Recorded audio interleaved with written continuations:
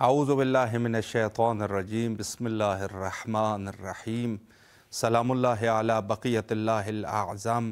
امام حسین علیہ السلام فور انٹرنیشنل ٹی وی کربلا مقدسہ سے اس وقت آپ پروگرام معرفت منتظر عجل اللہ تعالی فرجہ الشریف ملاحظہ فرما رہے ہیں، اور گزشتہ 3 دن سے 4 دن سے ہمارے پاس پچھلے ہفتے مہمانوں کا ایک سلسلہ بھی رہا، اور ان سے جو گفتگو ہماری ہوئی، آج اسی گفتگو کو ہم دوبارہ ان کا ایک خلاصہ اس کو کہیں، یا جس کو کہے کہ مطلب کو مزید واضح کرنے کے لیے گفتگو کریں گے معرفت امام زمانہ عجل اللہ تعالی فرجہ الشریف کے عنوان سے۔ دیکھیں، سب سے ضروری چیز جو انسان اپنی زندگی میں ان کے تکالیف میں سے ہے، جس کو تکالیف شرعیہ کہہ سکتے ہیں، بلکہ یہ کہا جا سکتا ہے کہ اللہ نے انسانیت کو جو خلق کیا ہے تو اس خلق کے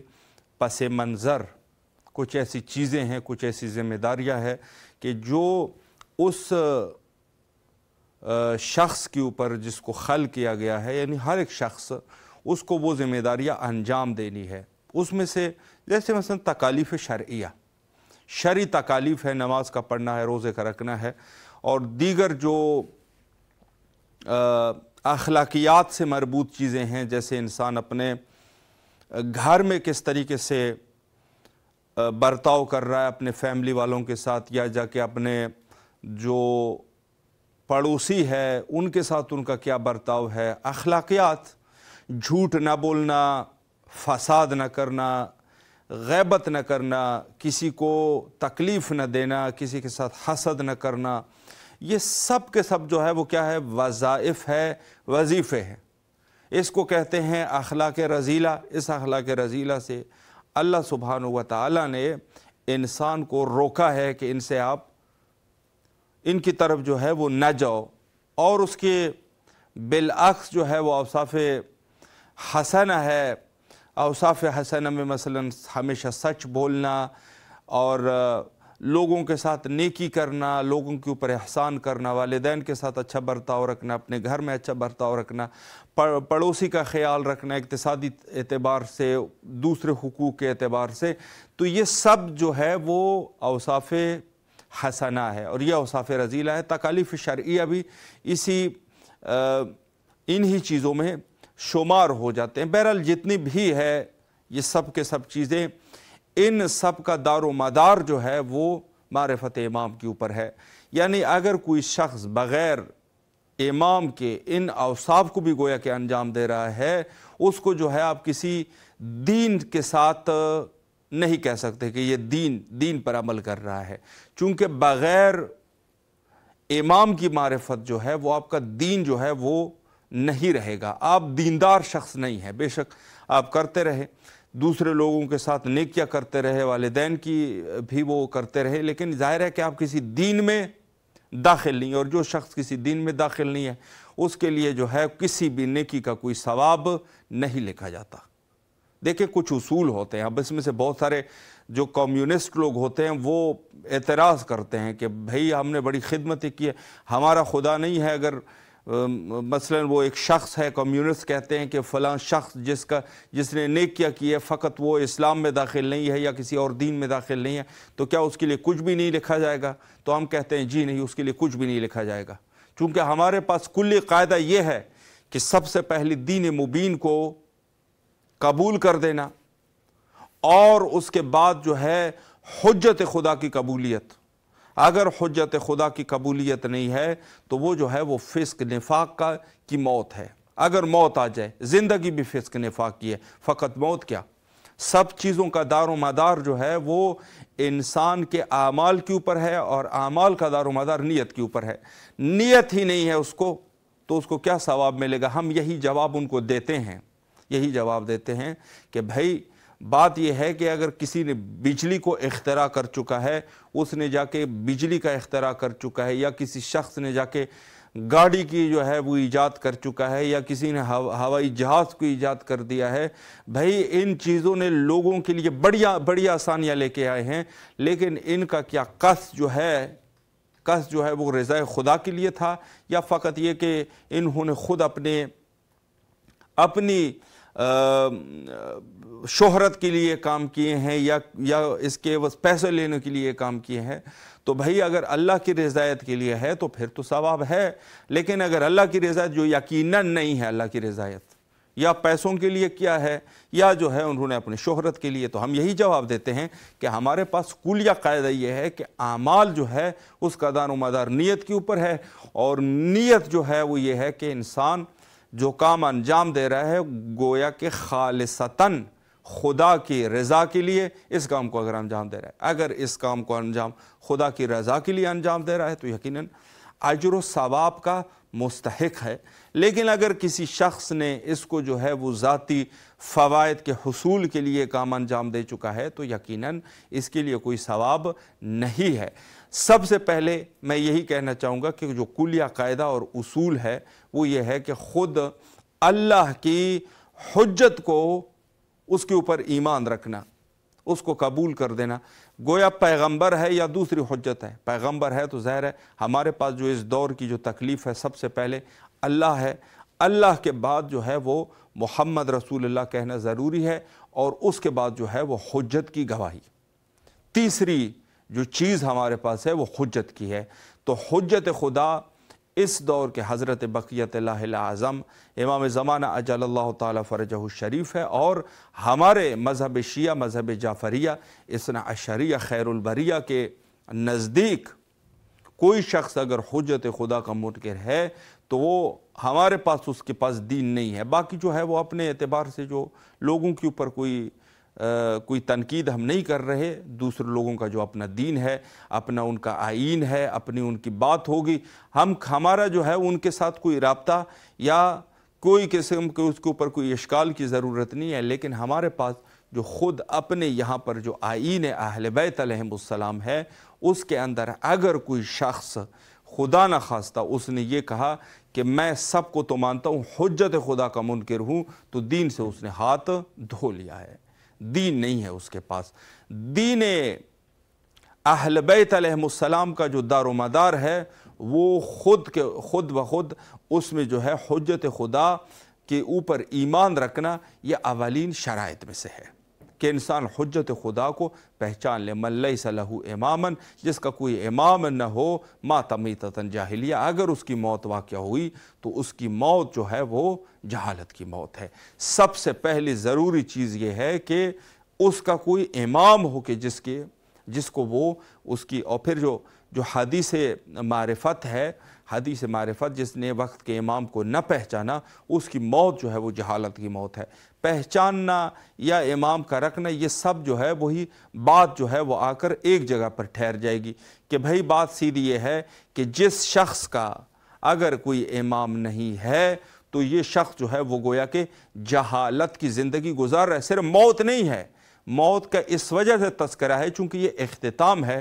گویا حقیقت یہ ہے کہ اس شخص کی چونکہ موت نہایت ضروری چیز ہے نا، بہشت میں جانا ہے، جہنم میں جانا ہے، وہ موت کے اوپر ڈیپینڈ کرے گا. اس وجہ سے لفظ موت استعمال ہوا کہ جس نے جو ہے اپنے وقت کے امام کی اگر عرفان حاصل نہیں کیا، اس کی موت جہالت کے، تو اس کی زندگی کیا، اس کی زندگی بھی جہالت کی ہے.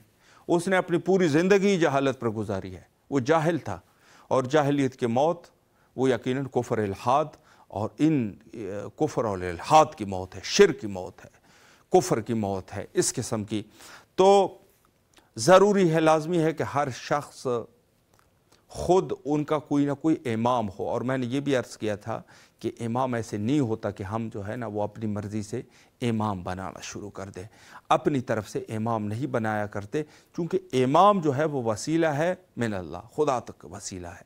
اور وسیلے جو ہے امام جو ہے وہ بنایا نہیں کرتے، امام جو ہے وہ خدا کی طرف سے ہوا کرتے ہیں. یہی جو جھگڑا جو 1400 سال پہلے کا ہمارا جھگڑا ہے، وہ جھگڑا جو امت کے درمیان ہے وہ یہی ہے کہ ہم نے یہ کہہ دیا، مذہب شیعہ کے پیروکاروں نے یہی کہا کہ بھائی امام جو ہوتے ہیں وہ امام اللہ سبحانہ و تعالیٰ کے نص اور اللہ سبحانہ و تعالیٰ کے منصوص اور منصوب کی شرط کے ساتھ ان کو رکھا جاتا ہے۔ دوسرے لوگوں نے کہا نہیں، خود امت بنایا کرتی ہے۔ ہم نے کہا بھائی امت جو ہے وہ اپنی طرف سے بنائیں گے تو کوئی قوم قبیلے کا لحاظ رکھتے ہوئے کسی کو بنا لے گا، کوئی جو ہے وہ کہے گا بھئی میرے بیٹے کو بنا لو۔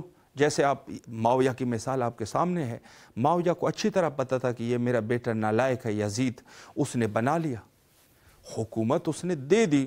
بنو عباس بھی یہ سلسلہ کرتے رہے، اور وہ حتیٰ اپنے جو ایک مرتا تھا دوسرے کو کہتا ہے انہیں بڑی قیمتیں اس سیٹ کو حاصل کرنے کے لیے ہم نے بڑی قیمت ادا کی ہے، بڑی قیمت ادا کی ہے۔ یہ لفظ جو ہے وہ آپ کیا اس کو سمجھتے ہیں؟ اللہ کیا یہی چاہے گا کہ ایک خاندان آ جائے وہ انسانیت کے اوپر جا کے مکمل طور پہ حاکم بن جائے؟ یقیناً نہیں ہوگا۔ اللہ سبحانہ و تعالیٰ اس چیز کو نہیں چاہے گا۔ تو اگر اپنی طرف سے ہے تو ایک اشکال تو ہمارا یہی ہے کہ اگر اپنی طرف سے ہوگی، انتخاب جو ہے وہ اپنی طرف سے کوئی کرنا چاہے گا کہ بھئی ہم نے امام بنانا ہے، تو ظاہر سی بات ہے کہ اب میں اس کربلا مقدسہ میں مثلاً کھڑا ہوں، یا ہر شخص جو ہے وہ اپنے گھر میں امام بنانے کے چکر میں ہوگا، یا تو خود بنے گا یا اپنے گھر میں کسی کو بنانے کی کوشش کرے گا تاکہ وہ سلسلہ جو ہے ان کا صحیح رہے۔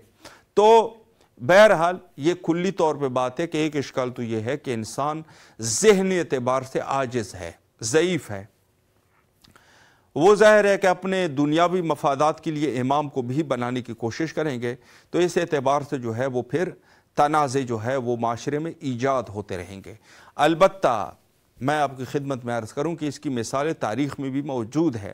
آپ جا کے دیکھتے ہیں بنو عباس کا دور ہے یا دوسرے جو ادوار ہے، اس میں خود اہل بیت کی چونکہ سب کو پتہ تھا کہ اہل بیت علیہ السلام نے کہ اس گھرانے میں اللہ کے نمائندے موجود ہیں، تو لوگوں نے جو ہے وہ لڑنا جھگڑنا اس عنوان سے بھی شروع کر دیا کہ اگر اس گھر میں جو ہے اللہ کے نمائندے ہیں تو پھر ہمارے پاس کیوں نہیں ہے، ہم کیوں اللہ کے نمائندے نہیں ہیں۔ حتیٰ بعض ہاشمیوں کے درمیان یہ جھگڑے ہوتے رہے کہ بعض نے کہا کہ نسل امام حسین علیہ السلام میں ہی کیوں امامت کا سلسلہ، نسل امام حسن مجتبیٰ علیہ السلام میں کیوں نہیں ہے امامت کا سلسلہ، یا بعض میں یہ ہوا کہ جو دوسرے فرزندان امیر المومنین علیہ السلام تھے ان کی نسلوں میں انہوں نے کہا بھئی اس میں بھی تو امام ہونا چاہیے، لیکن یہ منشاء الہی ہے نا، کوئی کر نہیں سکتا، اپنی طرف سے بنائے نہیں جا سکتے۔ وہ مشہور و معروف واقعہ محمد ابن حنفیہ کا امام سجاد علیہ السلام کے بعض لوگوں نے کہا یہ امام ہے، اور وہ وہاں پر گئے حجر اسود کے ساتھ، حجر اسود نے جو ہے وہ امام سجاد علیہ السلام کی امامت کی گواہی دے دی، تو سب کو یہ بات آشکار ہو گئی کہ محمد ابن حنفیہ یہ جو ہے وہ امام نہیں ہے۔ دیکھ رہے ہیں کہ یہاں پر بڑی دقیق سی چیز ہے کہ امامت کے لیے جو ہے وہ امام اللہ سبحانہ و تعالیٰ کی طرف سے بنے ہوتے ہیں، آپ کا کام یہ ہے کہ وہاں تک رسائی حاصل کریں۔ یہ عہدے خدائی عہدے ہوتے ہیں، جتنے بھی عہدے ہیں سب، اور وسیع کا عہدہ خدا کا عہدہ ہے، ولی کا عہدہ خدا کا عہدہ ہے، جیسے ولی کو کوئی نہیں بنا سکتا اپنی طرف سے۔ ہم لوگ یہی تو سوال کرتے ہیں، ہم یہی سوال کرتے ہیں کہ بھئی کہ ولی جو اللہ کی طرف سے جو اللہ کا ولی ہوتا ہے عام انسانوں میں، اس کو بھی آپ کہتے ہیں خدا کا ولی ہے، خدا نے اس کو ولی بنایا ہوا ہے، اللہ کی طرف سے ولی ہے۔ جب اللہ یہ ولی جو دنیا میں ہے یہ اگر اللہ کی طرف سے ہے تو وہ جو پھر ثقیفہ اور اس قسم کی امور یہ کیسے ہو سکتا ہے کہ لوگ جو ہے وہ اپنی طرف سے ان چیزوں کو انتخاب کر سکے؟ یقیناً عدل اور انسان کے عقل کے مخالف چیزیں ہیں کہ انسان اس کو سوچ بھی نہیں سکتا کہ اس قسم کے معاملات ہو کہ بھئی لوگوں نے جو ہے وہ اپنی طرف سے جا کے امام بنانا شروع کر دیا۔ یقیناً نہیں ہو سکتا، عقل کے بھی منافی ہے، اور اس کے علاوہ جو ہے جو بھی شخص تھوڑا سا بھی سمجھتا ہوگا وہ بھی یہ سمجھ جائے گا کہ بھئی اللہ نے کتاب جو ہے وہ اپنی طرف سے بھیجی، نہیں کہا لوگوں کو کہ بھئی آپ لوگ بیٹھ جاؤ اور اپنے لیے کوئی کتاب ہی لکھ دو۔ کہا کتابیں لکھی جاتی ہے، لیکن اللہ نے کہہ دیا یہ سب کتابیں غلط ہیں، جتنی بھی ہے۔ آپ جا کے کسی بھی ملک میں جاتے ہیں جو ہے وہ जज हजरात या मुल्क के कवानीन लेके जाते हैं, भाई ये हमारे आइन नंबर 200 में ये लिखा हुआ है, ये हमारे आइन 300 में लिखा हुआ है। इतनी बड़ी बड़ी मोटी मोटी किताबें ये लिखी जाती है ना कवानीन में एक मुल्क को चलाने के लिए, लेकिन अल्लाह ने क्या कहा? कहा इन हुक्मो लिल्लाह, हुक्म जो है वो अल्लाह का है। यानी हम इस सब को मुस्तरद करते हैं, ये जितनी भी ये कवानीन ववानीन है ये किसी काम के नहीं है, इसका कोई फ़ायदा नहीं है। कवानीन सिर्फ मेरे चलेंगे जो अल्लाह के कवानीन हैं।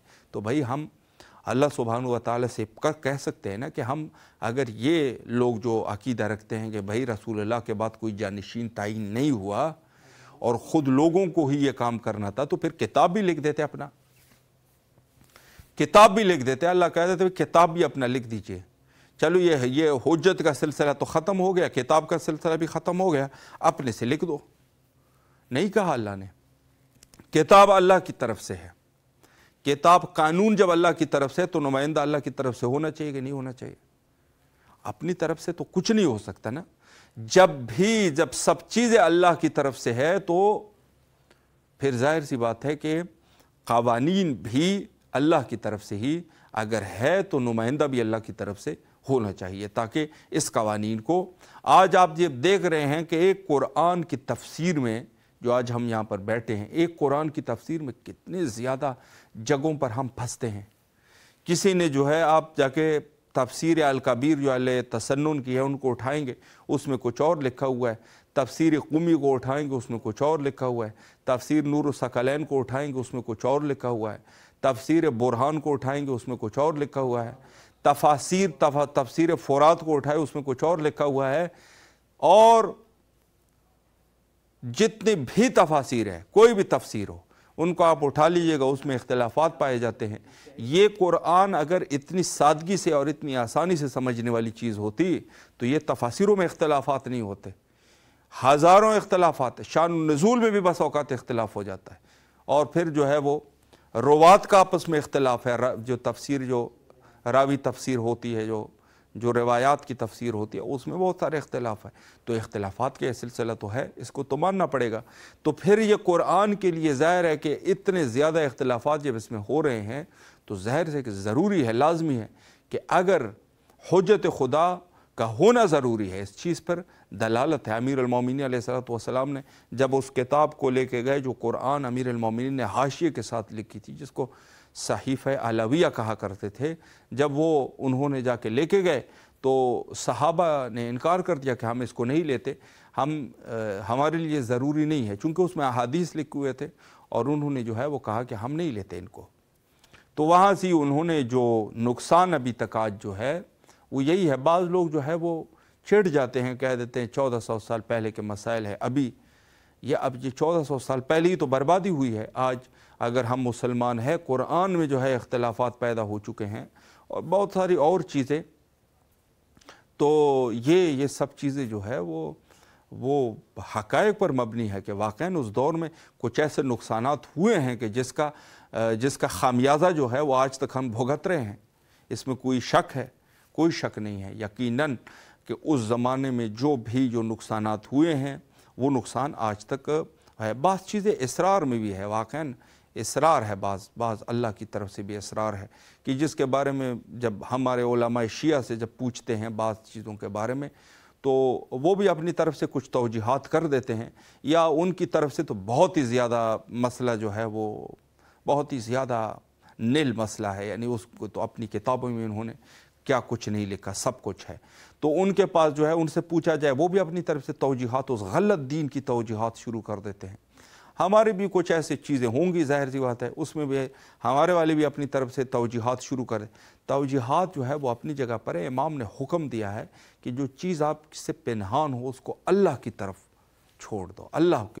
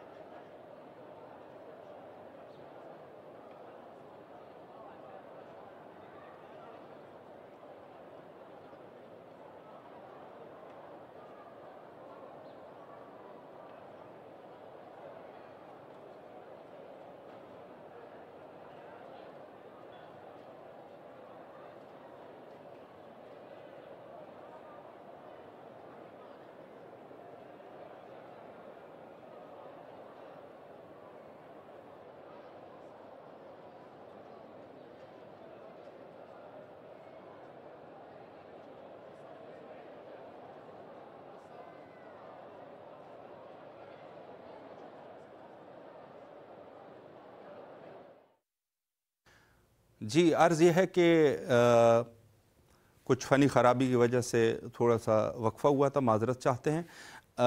मैं इस उन्वान से गुफ्तगू कर रहा था कि बाज़ ऐसे मुबहमात है, कुछ ऐसी इबहाम चीज़ें हैं कि जिसकी वजह से इंसान जो है जब उसमें फंस जाता है तो अपने ज़ात से जो है ना उसकी तौजीहात करना, क़यास करना, इससे बेहतर है कि उसको अल्लाह की तरफ जो है उसको अल्लाह के सपोर्ट करे। तो बहुत सारे ऐसे मसाइल हो सकते हैं,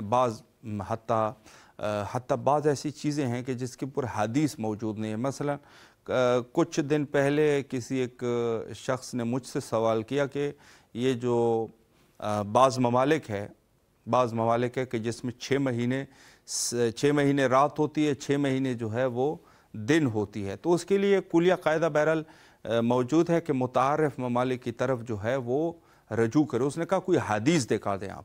तो हमने उनको यही कहा कि भाई इसके बारे में हमारे पास कोई हदीस मौजूद नहीं है। भाई इसमें कोई जब हदीस नहीं है इस मसले के बारे में, तो अपनी तरफ से तो नहीं कह सकते। मैंने कहा कोई मासूम की हदीस हमारे पास मौजूद नहीं है, दूसरों की किताबों में कुछ चीज़ें हैं लेकिन वो भी बहरहाल कोई ज़्यादा वाज़ेह नहीं है। हमारे पास मुतलकन इस चीज़ का तज़किरा नहीं हुआ। अलबत्ता फ़ुक़हा ने बाद में जो है वो इस्तिदलाल इसके ऊपर ज़रूर किया हुआ है कि अगर कोई ऐसा मसला हो तो मुतारिफ ममालिक की तरफ इंसान जो है अपने नमाज और रोज़े के हुक्म को रखेगा। मसलन ख़लीज ममालिक है या मक्का मदीना करबला, तो यहाँ जो है वो इस एतबार से कर सकते। तो बात चीज़ें जो है वाक़ई हदीस में मौजूद नहीं। हमारा बहुत सारा हिस्सा ज़ाया भी हो चुका है, कुछ ऐसे आसार। तो बहरहाल ये सब के सब चीज़ें वही है कि हमें अपने वक्त के इमाम के साथ तवस्सुल करना है, और इसी में ही हमारी जो कामयाबी की राज है, वो कामयाबी का जो राज है वो यही है कि हम जो है अपने वक्त के इमाम के साथ मुतवस्सिल रहे। और आखिर में प्रोग्राम का वक्त भी तकरीबन इंतहा पर पहुँच चुका है, तो हुज्जत खुदा के ज़हूर के लिए दुआ करते हैं तमाम मोमिनीन की नियाबत में, जिनके जो हवाइज है मौला हवाइज को बरौरदा फरमाए।